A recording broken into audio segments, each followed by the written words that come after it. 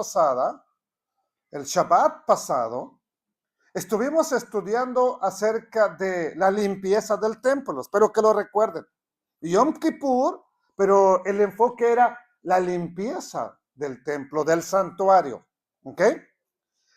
En esta ocasión, el dilema es, bueno, el Hijo de Dios, el Salvador, el que se le llama Cristo, que Cristo es una palabra griega que no significa más que hijo de los dioses, ¿verdad? El Mesías. Sí, porque la gente dice que es cristiana porque crucificaron a Cristo, ¿verdad? Y que siguen al crucificado. No significa eso. Cristo es alguien, un ungido de los dioses griegos. ¿Ok? Eso es Cristo. La palabra Cristo no es español, es griego. Bueno, al que le llaman Cristo, ¿verdad? Ya murió. Hizo un sacrificio especial. Entonces, y aparte de que la Biblia menciona en el llamado Nuevo Testamento que ya hubo cambio de sacerdocio y que al haber cambio de sacerdocio pasó un problema bien grande ahí. Bueno, entonces la pregunta es, ¿yo todavía tendría que celebrar esas cosas? Si ya tomando en cuenta, ¿verdad? Que la gente dice, Cristo ya murió. ¿Yo debería celebrar todavía eso?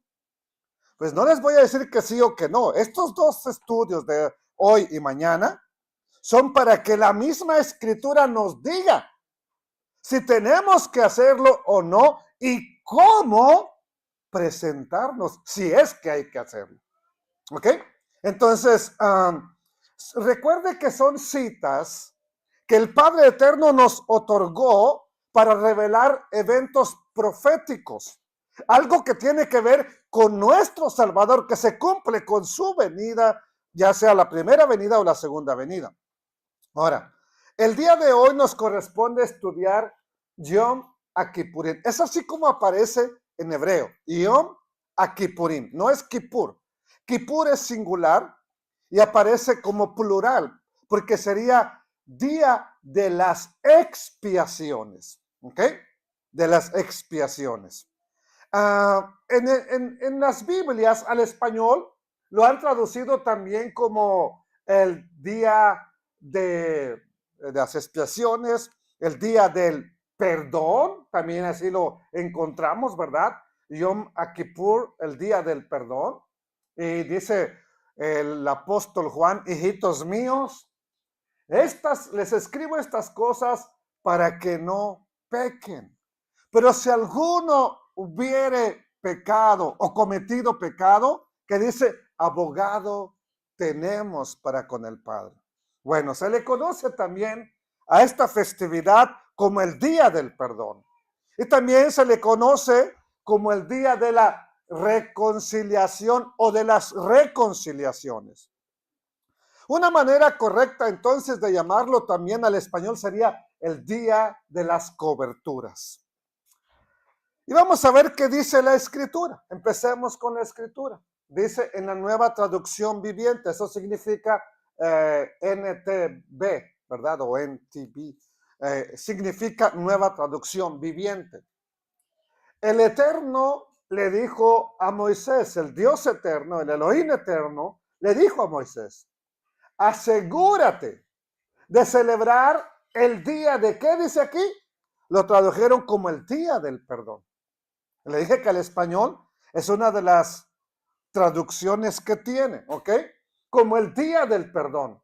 El 10º día del mismo mes. ¿De cuál mes? Porque si usted mira, ha estado hablando la fiesta anterior del 7º mes. Entonces aquí dice, asegúrate de celebrarla el día 10 del mismo mes. O sea, sería el mes 7º del calendario hebreo, no gregoriano. ¿Ok? Y dice, después del festival de las trompetas que ya celebramos. ¿Ok? Lo celebrarás como día oficial de Asamblea Santa. O sea, se requiere que tengamos una reunión. ¿Ok? ¿Es un día para qué? Negarte a quién? a ti mismo, a ti mismo. Ese día. Y presentar además ofrendas al Eterno. Esta es la ordenanza en español.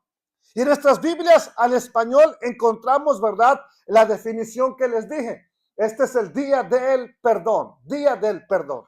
Bueno, y no se supone que ya nos perdonó el Mesías. Ya nos perdonó Dios por la ofrenda de nuestro Salvador. Vamos a ver cómo está en hebreo, para que vean que ahí se nota que no dice Yom Kippur con una sola, sin el plural, sino que dice Beazor la Hodesh Hasbii, que sería, pero en el mes Hasbii 7, en el séptimo, Hase Yom Kippurim, será o tienes que tener el día de Kippurim con una Mikra Kodesh. Yihye Lahem Beitem. Esa es, tendrán una santa convocación ustedes. Y afligirán sus almas. Y ofrecerán ofrenda encendida al Eterno. Prácticamente lo que ya les mencioné. En hebreo nos dice que es Yom Kippurim. Aquí lo tenemos subrayado. Aquí está. Yom Kippurim. Lo tenemos aquí la traducción fonética. ¿Ok? Y ese día o lo que nos tradujeron como Kippur, ¿qué significa? Porque dice que es el día de Kippur o de Kippurín. ¿Pero qué significa Kippur al español? ¿Significa perdón? ¿Significa expiación? ¿Significa cobertura? ¿Qué significa? ¿De dónde viene esa palabra? Bueno, el diccionario hebreo nos dice que Kippurín viene de la raíz, viene de otra palabra que es kafar, ¿ok? Que sería cubrir, ¿ok? El día de los cubrimientos. Y significa eso, cubrir. Acuérdense que la sangre se derramaba, la sangre de dos animalitos, se derramaba con el dedo. El sacerdote tomaba de esa sangre y la derramaba en la parte de arriba del arca, ¿ok? Ahí en la tapa, cubría eso con sangre. ¿Para qué? Para cubrir de manera momentánea todo el pecado que había hecho Israel, violando las tablas del pacto y la Torá que estaban ahí. ¿Okay? Abajo de la tapa estaban los 10 mandamientos. Y acuérdense que los hemos violado muchas veces esos mandamientos. Además de cubrir, significa expiar, aplacar, apaciguar, ¿verdad? Otra vez aplacar, corregir. Y aquí hay que hacernos una pregunta. ¿Qué hay que corregir en mi vida? ¿Qué se tendría que corregir hoy? Si hoy fuera Yom Kippur, ¿qué tendría que corregir hoy en mi vida? No me digan. No lo van a juzgar aquí. Pero piense un instante que tendría que corregir.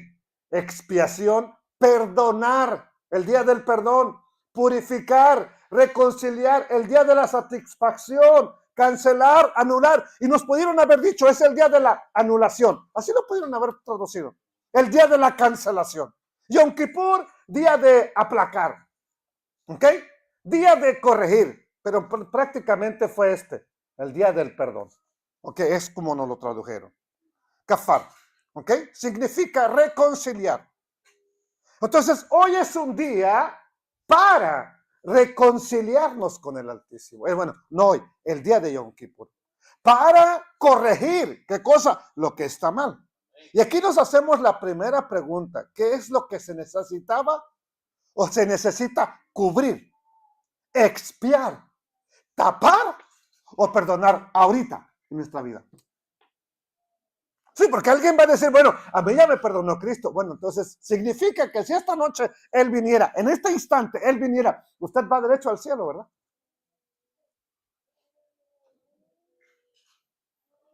Oh. Y cuando digo al cielo, no es que se va a ir para el cielo, sino ya estaría en el reino de los cielos. No, ese maybe significa que hay algo que corregir. Es que mire, cuando uno habla de estas fiestas, hermanos, no, yo no tengo que celebrar eso. Bueno, ¿y si viniera ahorita? No habría nada que corregir. Nos presentaríamos delante de Dios, Señor, tú sabes que has sido más fiel que fidedigno. No te he fallado ni con el pensamiento, Señor.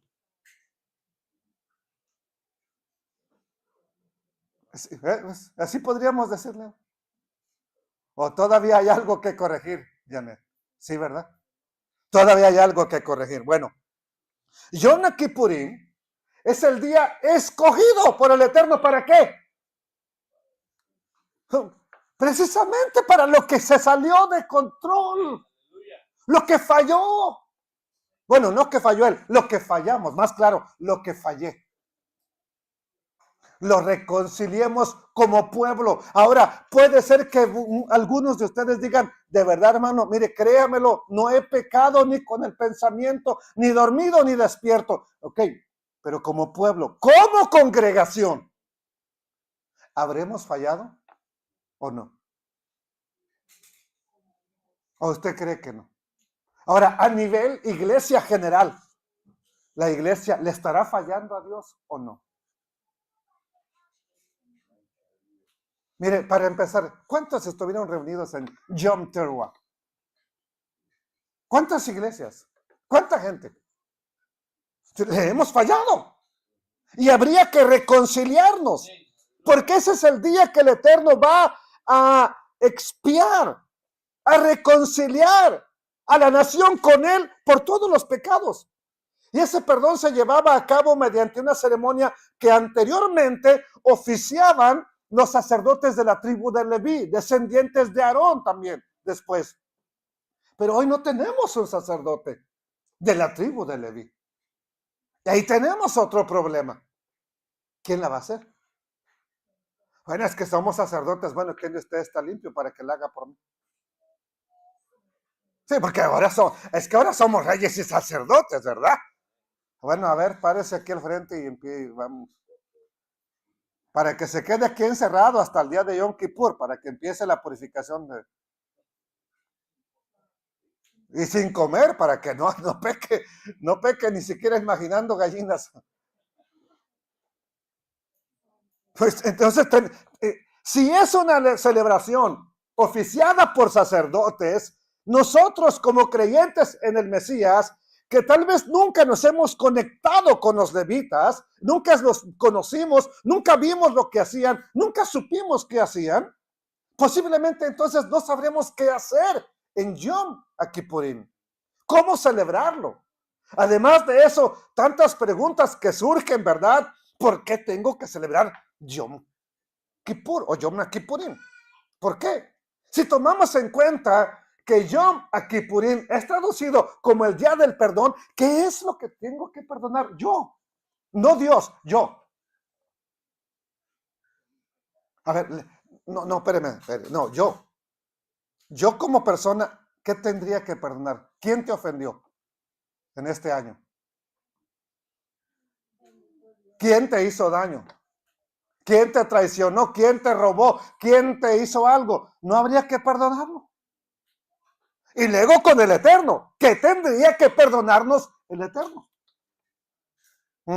Entonces surge la pregunta, ¿por qué tengo que buscar el perdón de mis pecados de año en año? Cada Yom Kippur, si el Mesías, si el Hijo de Dios hizo un sacrificio perfecto, o sea, no hay necesidad de otro. Si eres el que se entregó por mí para perdonar mis pecados, ¿por qué tendría que celebrar Yom Kippur? Estas son preguntas que yo me hice cuando empecé a estudiar esto. Sí, porque usted cree que ya a mí nomás vino la revelación divina. Ah, sí, Señor, todo lo que me digas. No, yo me hice esas preguntas que necesitan ser contestadas. Y lo sorprendente es que la Biblia nos da las respuestas, porque esta inquietud la he tenido yo, la han tenido muchos, y se preguntan, ¿por qué? ¿Por qué? Hemos tenido estas preguntas, los mismos de las personas que aparecen en la Biblia tuvieron este problema. ¿Por qué? Porque teniendo en cuenta que ellos tenían la costumbre de asistir de año en año a los tiempos señalados de la Pascua, panes sin levadura, las primicias, el día de Pentecostés, el día de las trompetas, el Yom Kippurim, Sukkot. Ellos estaban acostumbrados a asistir a estas convocaciones. Tal vez nosotros digamos, yo ni siquiera sabía nada de eso. Ok, perfecto. Pero ellos tenían esa costumbre. Estaban acostumbrados de asistir a las santas convocaciones. Entonces, estaban acostumbrados a lo que acontecía en el templo. Habían estado presentes en muchas ceremonias. Ok, ahora, ellos creían, al igual que nosotros, que el Mesías, Yeshua, fue el sacrificio perfecto. Y estaban convencidos de que Él pagó el precio por todos nuestros pecados, por la redención de nuestro pecado. Para ellos estaba claro que Yeshua fue el escogido en lugar de Barrabás, ¿verdad? Fue el escogido para ser llevado a la muerte y para que pagara el precio por nuestra iniquidad. Entonces, si Él ya hizo el sacrificio, ya no hay más necesidad de sacrificios. Y entonces, con ese trasfondo histórico, comenzó a surgir la pregunta en ellos, los creyentes de hace 2000 años. ¿Tengo que celebrar todavía la fiesta? ¿Debemos de celebrarla? ¿Ok? Y algunos empezaron a dejar de asistir a esa Mikra Kodesh. Dejaron de reunirse en Yom Kippur, aludiendo a que ya no había necesidad de pedir perdón.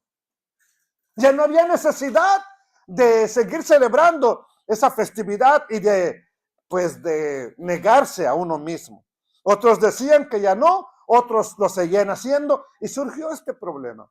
Y del Hebreos, mire, toda la carta a los Hebreos prácticamente está enfocada en Yom Kippur, pero desde el capítulo 4 hasta el capítulo 10 habla del sacerdocio diferente al de los levitas y sobre todo de la festividad de Yom Kippur. Ahora, la carta a los Hebreos nos va a dar la respuesta, pero hoy no la voy a terminar porque antes tengo que ver otras cosas. ¿Ok? Hay cosas específicas ahí tocante a Yom Kippur. Y el escritor de Hebreos da por sentado de que el sacrificio de Yeshua en el madero fue el sacrificio perfecto. ¿Ok? El sacrificio que el eterno Dios demandaba, no de un animalito, el sacrificio perfecto por la humanidad y que ya no hay otro. ¿Ok? Ahora, mire, vean lo que dice Hebreos.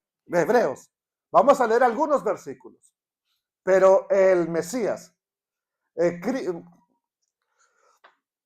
la palabra Cristo, les dije que es griega, la palabra Mesías sería la traducción de Mashiach del hebreo. ¿Ok? Entonces, la palabra dice, pero el Mesías, el Cristo, habiendo ofrecido una vez para siempre, ¿qué cosa? Un solo sacrificio, ¿por qué? Por los pecados, se ha sentado a la diestra de Dios. Y aquí le voy a lanzar una bomba atómica. ¿Cuál es la diestra de Dios si Dios es espíritu? ¿Dónde está? A ver, ¿cuál es la diestra? Bueno, si fuera derecho, si soy derecho, es la derecha. Si fuera zurdo, la diestra es la zurda. ¿A qué lado está sentado Yeshua? Ok, luego lo desciframos, ¿verdad? Ahora, dice que está sentado a la diestra. Mire, de aquí nunca dice a la mano derecha, pero de aquí se ha sacado que está a la derecha del Padre. Pero Apocalipsis dice que nada más hay uno en el trono. Solamente uno sentado en el trono. Bueno, ¿ok? De ahí en adelante, solamente está esperando hasta que sus enemigos sean puestos por estrado, por la plataforma de sus pies, porque con una sola ofrenda hizo perfectos para siempre. ¿A quién? No al mundo entero, a los que ya vinieron a Dios Y esos se llaman santificados, apartados. ¿Ok? Entonces, está claro, por la Escritura, que el Mesías, que nuestro Salvador, es el sacrificio perfecto. Pero también está claro que el sacrificio no lo hizo un sacerdote levita. Y el Mesías es de la tribu de Judá. O sea, de ahí no había sacerdotes de la tribu de Judá. ¿Ok? Entonces, este no fue un sacrificio efectuado por sacerdotes de la familia de Aarón, que a su vez eran levitas. Notamos que este sacrificio lo hizo alguien diferente a los levitas. ¿Y qué nos dice la Escritura? Vamos a ver si él califica. Porque si no califica para presentar ese sacrificio, entonces puede ser que sea el sacrificio perfecto, pero no califica para presentarlo. Ok, Hebreos 7:14. Porque manifiesto, o sea, porque claramente, ¿verdad? Se puede ver, se puede entender que nuestro Señor Yeshua vino de la tribu, ¿de cuál tribu? ¿Cómo se le llama a él? El león de la tribu de Leví. De Judá, entonces es de Judá. Ok, vino de la tribu de Judá, de la cual nada habló Moisés tocante a qué? Al sacerdocio. Ok, luego dice, y esto es aún más manifiesto si a semejanza de Malquisedec, o Melquisedec en español. Malquisedec se levanta un sacerdote distinto. ¿Quién era Malquisedec, o el que conocemos en español como Melquisedec? Malqui es mi rey, Sedec es justo. Y en español se le conoce como Melquisedec. ¿Quién es Melquisedec? La Escritura nos dice que es o era sacerdote del Dios Altísimo y rey de la ciudad de Shalem. Entonces, él es un sacerdote y también un rey. Tiene las dos funciones. ¿Y qué es Yeshua? No, por lo pronto es rey. Todavía no sabemos si es sacerdote, ¿verdad? Por lo pronto es rey de reyes. Ahorita vamos a ver si es sacerdote, ¿verdad? Ya vamos en el verso 15, verso 16. ¿Qué dice? Yeshua llegó a ser ¿qué? Mire, la nueva traducción viviente. Jesús, Yeshua, llegó a ser sacerdote no por cumplir con la ley. ¿Cuál ley? No la ley de Dios, porque él cumplió la ley de Dios. ¿Cuál ley? La ley del requisito físico de pertenecer a la tribu de Leví. Digo esto porque alguien mira esto, no por cumplir con la ley, y le dicen, Jesús no cumplió la ley. Espérame. No cumplió la ley de no ser de la tribu de Leví. O sea, él no es de la tribu de Leví. O sea, ya vimos que es de la tribu de Judá. Eso no significa que él no cumplió con la instrucción del Padre, con la ley de Dios. No cumplió con el requisito físico de pertenecer a la tribu de Leví para ser sacerdote. Eso es lo que quiero que le quede claro. Ahora, ¿por qué es sacerdote entonces? Sino por el poder de una vida que no puede ser destruida. Y el salmista lo señaló cuando profetizó, tú eres sacerdote para siempre, pero no de la tribu de Leví, según el orden de ¿quién? De Malquisedec. Entonces pregunta, ¿nuestro Salvador, bendito sea él, es rey? Como Melquisedec. ¿Es sacerdote también? ¿Lo dice la Escritura o me la inventé yo? Bueno, entonces, al igual que Melquisedec es rey y sacerdote, ¿correcto? Bueno, el sacerdocio al cual pertenece nuestro Señor es uno que se conoce como el orden de Melquisedec. Y no es que el escritor de Hebreos esté inventando algo para acomodar las cosas cristianas o mesiánicas. El escritor de Hebreos no es un cristiano hablando de Cristo. Más claro, no, la carta a los Hebreos no contiene teología cristiana. ¿A quién fue escrita la carta a los Hebreos? A ver, digan. ¿Y qué les va a decir a los Hebreos? Pues de lo que ellos saben, lo que ellos comprenden. El autor de la carta es un hebreo hablándole a la comunidad hebrea con conceptos hebreos. Por eso hebreos no le entienden muchos cristianos, porque no entienden la Torá, no leen la Torá. Y cuando la Biblia habla de la ofrenda de Yom Kippur, pues no lo entiende porque nunca lo han celebrado. Bueno, entonces está hablándole a los hebreos y les habla del sacerdocio que ellos conocen muy bien, de Melquisedec, que está desde la Torá. Y si reconocemos que entonces nuestro Salvador es sacerdote del orden de Melquisedec y ese sacerdote está en la ley de Dios, entonces no estamos negando la ley de Dios. No la negamos, al contrario, la confirmamos porque ese sacerdocio está desde la ley de Dios. ¿Ok?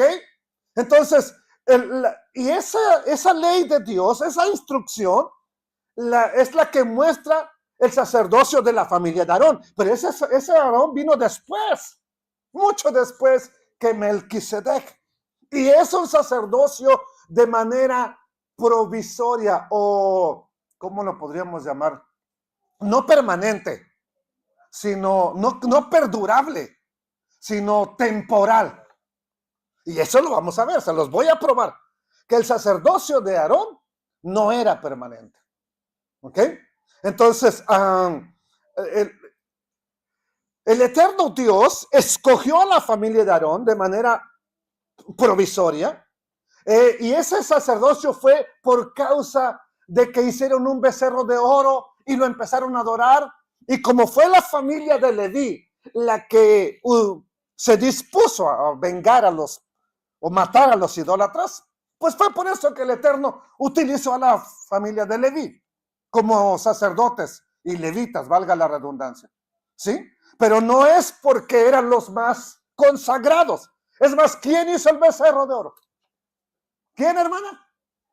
Ok, usted lo hubiera puesto como sacerdote, como sumo sacerdote a él, al que hizo el becerro de oro. Usted, hermana Erika, lo hubiera puesto. Pero lo puso el eterno Dios. Y después de que a Moisés hubo rogado, implorado que le perdonaran la vida. Entonces, aquí hacemos la pregunta. Si el eterno Dios sacó a su pueblo de Egipto, los llevó al pie del monte Sinaí y les dio un pacto, pero ese pacto fue violado. ¿Quién falló? Aquí está la pregunta. ¿Quién falló? ¿Dios o el pueblo? ¿Quién violó el pacto? Bueno, fue el pueblo, ¿ok? El que había violado el pacto. Entonces, el Eterno los llevó al pie del monte Sinaí y les dijo, no tendrán dioses ajenos delante de mí, y se hacen un becerro y dicen que es Dios y lo adoran. ¿Qué pasó, Shirley? ¿Eh? Andan bien alegres, ¿no? Y lo adoraron. Y ahí rompieron el pacto. Por eso es que Moisés rompe las tablas del pacto, porque si ellos ya están en la idolatría, no hay pacto. Tienen que renovar el pacto. Y lo acabamos de ver, aún después, a los 40 años, lo vuelven a renovar. La semana pasada, o hace 2 semanas, vimos, ustedes están hoy delante del Eterno para, usted lo leyó, hermano, renovar el pacto. Los que están aquí y los que no están aquí. Entonces, fue precisamente ese primer pecado que cometieron adorando y haciéndose un becerro de oro, el que el Eterno le dijo, no hagan dioses ajenos, no los tengan, fue lo primero que hicieron.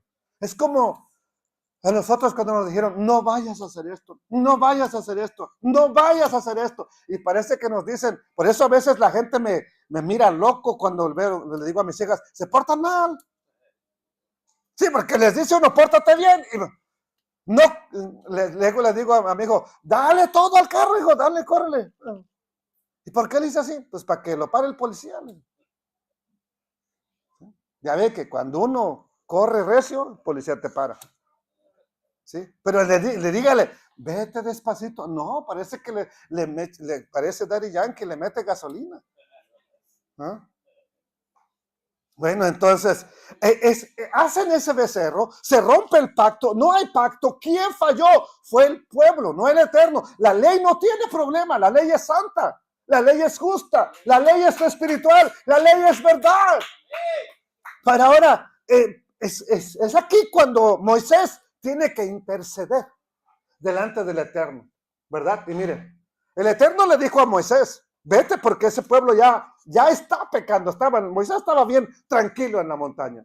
Y aconteció que al día siguiente le dijo Moisés al pueblo, ustedes han cometido un ¿qué? Gran pecado. Pero yo subiré ahora a Jehová, al Eterno. Quizá, no dijo lo voy a aplacar. Le voy a decir que se calme. No, quizá le aplacaré, ¿verdad? Acerca del pecado de ustedes, no del Eterno. Porque a veces acerca de su pecado pareciera como que es el Eterno el que pecó. No, le voy a ver si le convenzo que les perdone por el pecado que ustedes hicieron. Entonces volvió Moisés al Eterno, sus otros 40 días allá arriba y 40 noches, y le dijo, te ruego, pues este pueblo ha cometido un gran pecado porque se hicieron dioses de oro. Te ruego, ¿qué cosa? Que perdones ahora su pecado. Y si no los vas a perdonar, si no es esa la condición, bórrame, ráeme, arráncame ahora de tu libro que has escrito. Y el eterno Dios respondió a Moisés, al que pecare contra mí, a ese raeré, borraré, arrancaré yo de mi libro. Ahora le pregunto, ¿no estaremos a punto de ser arrancados o borrados de ese libro de pronto por ahí? ¿Uno de nosotros, de la congregación? Entonces, ahora, cuando ocurre esto, el Eterno que conoce todas las cosas, ¿verdad? Le concede la petición a Moisés, perdona al pueblo. El Eterno sabe todas las cosas, pero le manda a hacer un tabernáculo, una tienda de campaña, para que me entienda, donde estaría la presencia del Eterno, una casa temporal. Pero esa casa temporal fue hecha, tomada como ejemplo de algo que está en otro lugar. Mire, Éxodo 26, verso 30. Y alzarás el tabernáculo, levantarás o harás el tabernáculo conforme al modelo que te fue mostrado en el monte. O sea que Moisés vio un modelo. ¿A dónde estaba ese modelo? Ok, el eterno Dios le abrió los cielos a Moisés y le mostró un tabernáculo que se conoce tabernáculo celestial. Moisés tuvo el privilegio de ver el tabernáculo que está en el cielo y él solamente le dijeron, copia ese modelo. Copéalo y tenemos que preguntarnos una cosa, ¿qué hace un tabernáculo en el cielo? ¿Para que haya quien peque? ¿O quién pecó? Satanás. Los ángeles que fueron caídos con él. Bueno, para ellos no hay redención. Ese tabernáculo no fue para espiarlos a ellos. ¿A quién? ¿A quién? Pues no los veo nada convencidos. Ahora, ¿cómo nos va a expiar si nunca hemos celebrado Yom Kippur? A ver, hermana Luisa. ¿Cuándo? Mire, aquí viene el problema. Cuando sea el fin, si no estábamos expiados, ya no nos va a expiar entonces. Es ahora que tenemos la oportunidad de hacerlo. Entonces, ¿estará de adorno allá ese tabernáculo de exhibición? Como luego lo ponen, ¿verdad? Levantan un tabernáculo y venga y nomás pague una ofrendita y vean, ahí, ¿verdad? Ese tabernáculo tiene un propósito, tiene una función.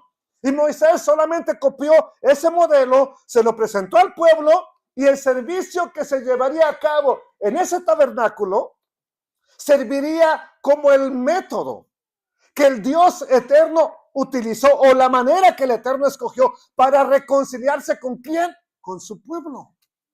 No con los paganos, con su pueblo. Y si ustedes cree en el Hijo de Dios, le ha recibido como Señor, usted es parte de su pueblo. Y si no, mire, hoy mismo no salga de aquí sin decirle, Señor, yo quiero que tú seas mi Señor, no el Señor del mundo, mi Dios, mi Señor.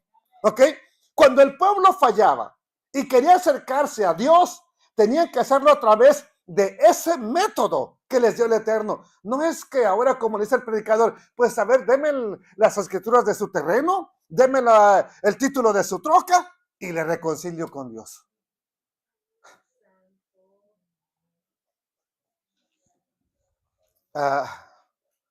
Iba a decirlo, mejor cállate, José, cállate.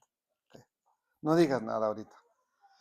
Ahora, ¿pero a quién utilizaba el Eterno para llevar a cabo las reconciliaciones?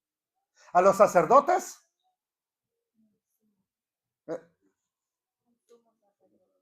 ¿A cuál sacerdote?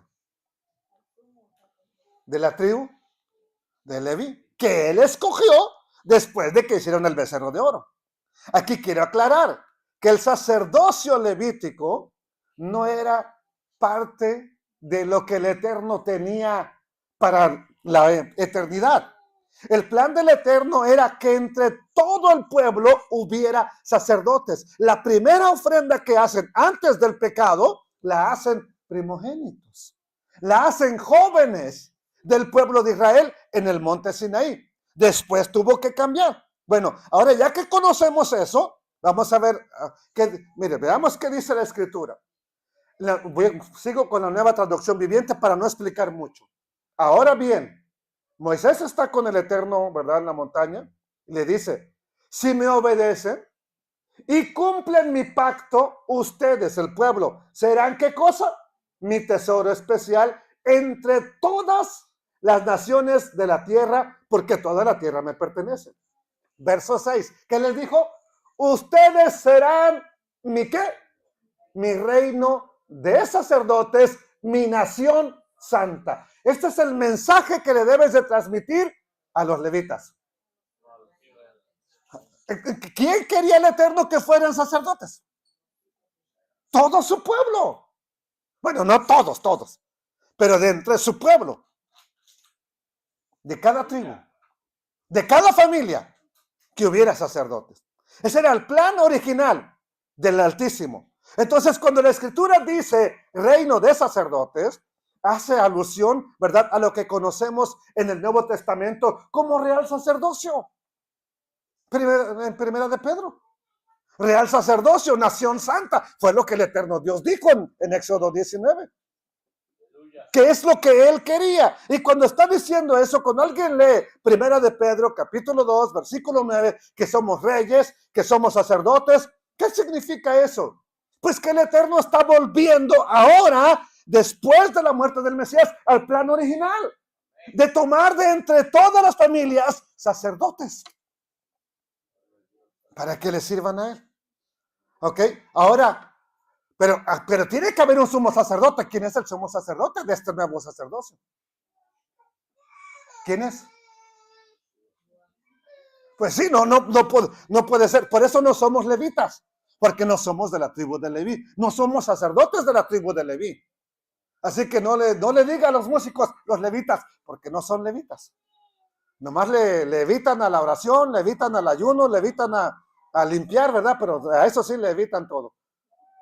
Pero no son de la tribu de Leví. Entonces, ahora se tiene que ministrar en un tabernáculo no hecho con manos humanas. Porque desde el momento en que el sumo sacerdote tomó su función, también tiene que haber sacerdotes. Ok, pero la sangre que se utilizó para ese servicio especial no es la que se derramaba del arca. Somos reyes y sacerdotes. La hermana le dije que me apagaron los abanicos. No, desde hace rato. Sí. Ok. Entonces, la sangre que se utilizó es la sangre del Mesías Yeshua para redimir a los pecados de su pueblo. Ahora, una vez que él derramó su propia sangre y desde ahí, ¿verdad? Él entró al tabernáculo celestial, no al tabernáculo de la tierra, al tabernáculo que estaba en el cielo. Y con su sangre expió el pecado de su pueblo. Ahora, aquí es cuando alguien que sabe esto, que ya les acabo de explicar, cuando lo sepa, dice, bueno, si Yeshua es mi sumo sacerdote, y él ya entró al lugar santísimo, y es una sola ofrenda, no una cada año. Entonces, ¿por qué tengo que celebrar Yom Kippur? ¿Por qué tendría que volverlo a hacer? Si ya fueron perdonados todos los pecados. Entonces, y cuando dice todos, la gente a veces piensa los que cometió antes de conocer a Cristo y los que cometa después que sea cristiano. Sí, porque dice, ya me perdonó todos. Y por muchos ni siquiera se ha arrepentido. Bueno, ya entró el Mesías al lugar santísimo para expiar el pecado. Ahora, déjeme decirle, y no nos adelantemos a sacar una conclusión rápida, entonces ya no debo celebrarlo. Ya la gente dice hoy en día, ya no es necesario guardar las fiestas judías. No guarde ninguna fiesta judía. Guarde las fiestas y va a guardar las del Eterno de la Biblia, no las judías. Y luego se nos dice, es que Jesús cambió el sacerdocio y cambió la ley. Y ahora las leyes judías ya no aplican a los creyentes en Cristo. Bueno, suena bien bonito, ¿verdad? Pero les voy a decir algo y quiero que lo recuerden. La muerte de Yeshua no eliminó, no anuló la ley de Dios. Él no vino a anular la ley o los profetas. Mateo capítulo 5, verso 17, no se les ocurra pensar, no se imaginen, no piensen que vine a anular la ley o los profetas. No vine a anularlos, vine a cumplirlos. Mateo 5, 17. ¿Ok? Bueno, vamos a ver qué nos dice más la escritura. Y dice en el versículo 11, sí, pues la perfección fuera, ¿por qué cosa? Llevada a cabo por el sacerdocio levítico, porque bajo él recibió el pueblo la ley. Si la perfección fuera por lo que hacían los sacerdotes levitas, pregunta, ¿qué necesidad habría aún de que se levantara otro sacerdote y según el orden de Melquisedec y que no fuese llamado de la familia o descendiente de Aarón? ¿Qué necesidad había?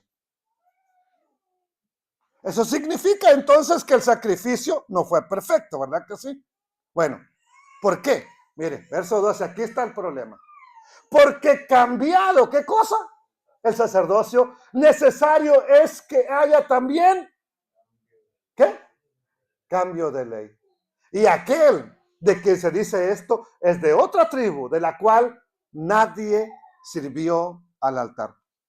Nadie sirvió al altar. Deme unos 10 minutos, porque no voy a acabarlo hoy, es solamente el principio para que mañana veamos todo esto. En principio de cuentas les voy a decir lo siguiente.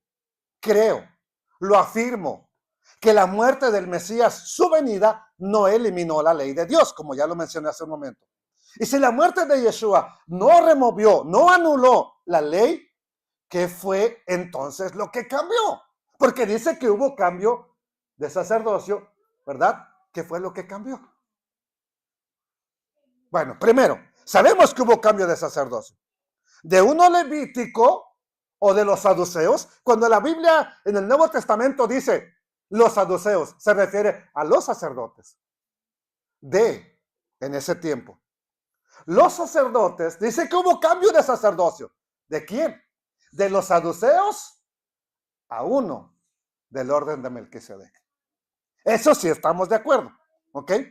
Les repito, pero hay que tener mucho cuidado porque este nuevo sacerdocio sería del orden de Melquisedec, ¿ok? ¿Y qué nos quiere decir el versículo? Bueno, cuando nos dice, hubo cambio de sacerdocio, del sacerdote Leví de Aarón por uno como Melquisedec, que es el sacerdocio del Mesías Yeshua. Entonces, de ahí se hizo necesario que hubiera un cambio de ley. Pero entonces significa que la ley ya cambió. Vamos a ver, miren. Aquí puse las dos palabras remarcadas, ¿verdad? Cambiado, porque cambiado no es la misma que esta palabra en hebreo o en griego más que nada. El Nuevo Testamento está en griego. porque cambiado el sacerdocio, necesario es que haya también cambio de ley. La primera palabra, cambiado, ¿de dónde viene? El diccionario Strong dice así: metatitsemi. Eso significa cambiado, cambiado el sacerdocio. ¿Y qué significa metatitsemi en griego? Significa, ¿qué? Transferir. Ok. Voy a ponerles un ejemplo aquí. Permítanme presentarles este ejemplo. Yo le voy a transferir el liderazgo de pastor a Sebastián. Un ejemplo. Significa que ya no hay pastor aquí. O sí hay, pero es otro. Bueno, eso significa metatitsemi, cambiado el sacerdocio, transferido el sacerdocio. Transferir, ¿verdad? Transportar, por implicación, cambio, cambiar de lados, figurativamente es pervertir, cambiar, pervertir, trasladar, transponer. Eso significa cambiado, transferido el sacerdocio. Ok, ahora vamos a ver cambio de ley, porque es otra palabra. Aquí es donde está el problema, que en español no se entiende porque uno nomás lee cambiado, cambio y punto. Bueno, la palabra cambiado es la palabra metaxesis. Es un poquito diferente. Y deriva también se deriva de la palabra metatitsemi. Y significa, ¿qué significa esta palabra metaxesis? Que es cambio de ley. ¿Qué significa? Transposición, transferencia, transponer. Y les gustó más esta. Cambio de ley. A ver, ¿qué significa transposición? ¿Alguien sabe qué significa transposición? ¿Qué significa transferencia? Ok, yo tengo $100 en mi bolsa, la bolsa de mi pantalón. Los quiero transferir. Ya mi hija levantó la mano y aquí transfiéralos. ¿Qué significa eso, mija? A ver, explícame. ¿Quiere decir que ya no hay dinero? ¿O el dinero sigue estando, pero ahora ya no lo voy a administrar yo? ¿Lo va a administrar quién? La persona a la que se lo transferí. Ok, ahora sí, ya, con eso. A ver si ya entendemos mejor, ¿verdad? ¿De qué se trata? ¿Por qué? Simplemente vamos a ver 3 versiones. Y véalo, para que vea que alguien entendió de qué se trataba. Vamos a ver la católica, ¿verdad? Aquí está en inglés, nomás que es la católica. Y la versión de los 70, la primera Biblia que se tradujo al español. Al griego, perdón. ¿Verdad? Por eso se llama la Septuaginta o de los 70. Y dice así, pues, ¿qué dice? Aquí ya no dice cambiado. Trasladado el sacerdote por fuerza. También de ley, traslación se hace. ¿Qué dice aquí? Transferido el sacerdote, la ley también se tiene que. Ok, a ver si me entiende. Si yo no quiero poner al hermano Alex ni al hermano Emilio porque son los que me ayudan aquí. Si yo dejo a Jonathan de sacerdote aquí, de encargado, de pastor, pero veo que no está haciendo bien las cosas, llego y lo cambio otra vez. ¿Quién va a administrar la congregación? ¿Quién? A la otra persona a la que pongamos. No significa que ya no hay pastor, sino que ahora el que va a administrarla va a ser otro. ¿Y quién va a enseñar la ley? Al que le dimos nuevamente el cargo, ¿ok? Bueno, eso lo estamos entendiendo. La versión del oso, primera versión en español. Primera versión, la primera Biblia que se tradujo, ¿ok? Luego, trasladado el sacerdocio, necesario es que se haga también traspasamiento de la ley. Está así porque es el español antiguo. Y si el español moderno no lo entendemos, menos el antiguo, ¿verdad? Ya voy a acabar, mire. Mire, esta es la Reina Valera 1990. Reina Valera, pero no la 60, la 90. ¿Y qué dice? Oh, se me faltó la otra. Aquí está, miren. Esta es la Biblia amplificada.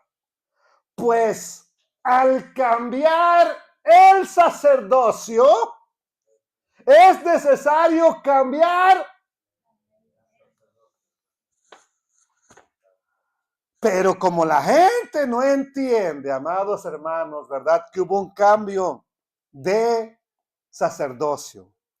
Y dicen, al cambiar el sacerdocio, hubo cambio de ley. Y por eso la gente dice ahora, es que ya no estamos bajo la ley de Dios. Entonces, ¿en qué ley estamos? En la ley de Cristo. Ah, suena maravilloso. ¿Y cuál es la ley de Cristo? Perdón. Pero usted me deja igual, hermana. Porque usted no ha escuchado, hermana Luisa, que estamos en la ley de Cristo. Pero ¿cuál es? A ver, usted que la ha escuchado, dígame cuál es.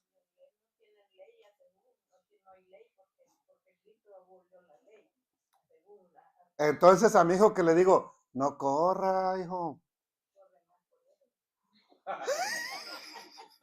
Porque no estamos en la ley, ¿verdad?